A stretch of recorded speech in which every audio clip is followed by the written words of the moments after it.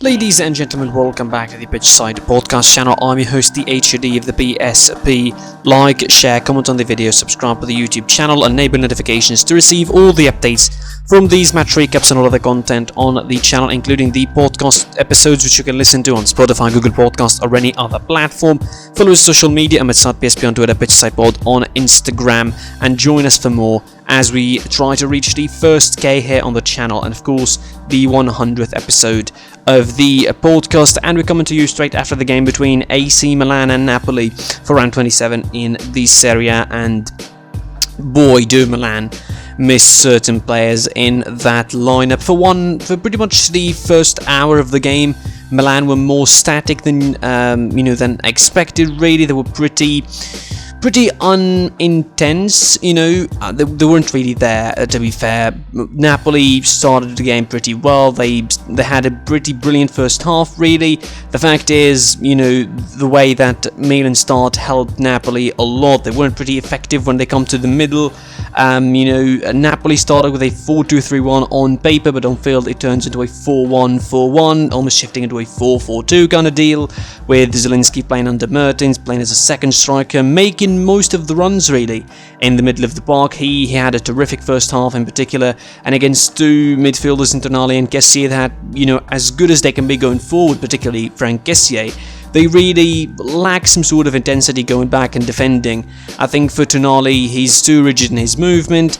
It didn't help that he has, to cover the side of Lorenzo Insigne more often than not on that right-hand side, of course. And, it was a great midfield work from Napoli, I think, in the first half. The game plan really worked for Gattuso, trying to neutralise the way that that Milan will get inside the Napoli defence. It was, pretty well defended, not exactly a deep block, but certainly covering spaces and closing down spaces enough to not allow Milan those runs that they make in behind, particularly the likes of, Castillejo and Theo Hernandez on the left, of course.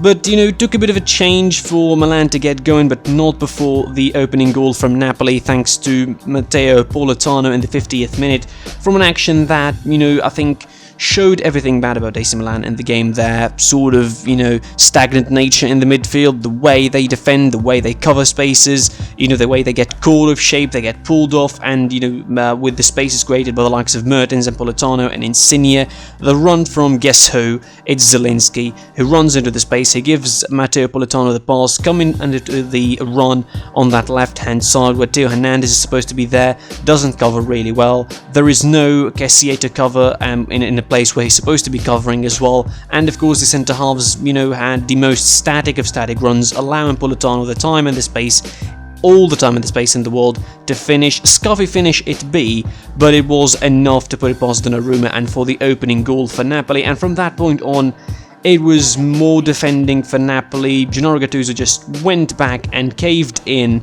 and also made a couple of defensive substitutions, bringing in Mario Rui later on, and Timo Bakayoko pretty much playing with 5 at the back, trying to close down AC Milan, who made offensive substitutions for themselves, bringing in Diaz, bringing in Salamakis, and bringing in Holger as well, bringing in Rebic.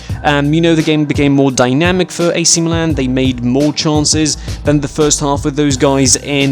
Diaz wasn't particularly so good in distributing and opening the play forward for AC Milan for the likes of Rebic and Salamakis. It wasn't a great game for Rafael Leao. His finishing wasn't exactly on the mark. He had a couple of opportunities, but his finishing was, pretty awful, to be fair.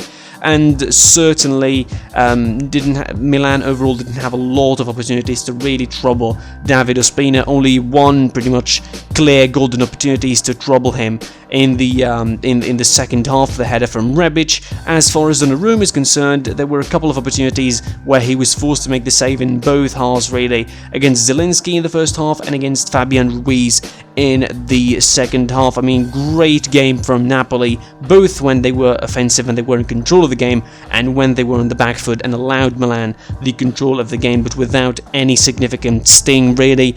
And of course, the miseries are compounded when Ante Rebic, just back from an injury, remember, he returns and he plays around 30 minutes into the game.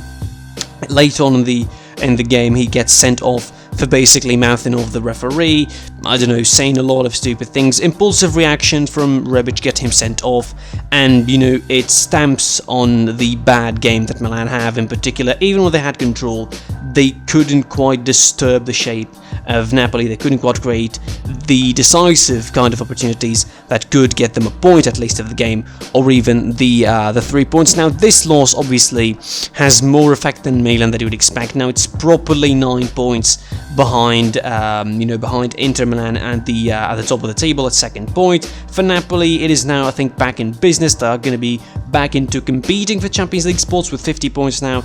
2 points behind Atalanta, 5 behind Juve. It could be even 2 points behind Juve if they beat them in the midweek in the game in hand, and that would change the whole complexion of that battle of the over the top 4 spots in the Serie A. For AC Milan, I think this is the period of the season where we all expected them to drop. It's the second loss in the last 5. They're not exactly picking great points. Another loss at home. They're getting quite tired, AC Milan. You can see the injuries really affecting them, particularly in that middle of the park.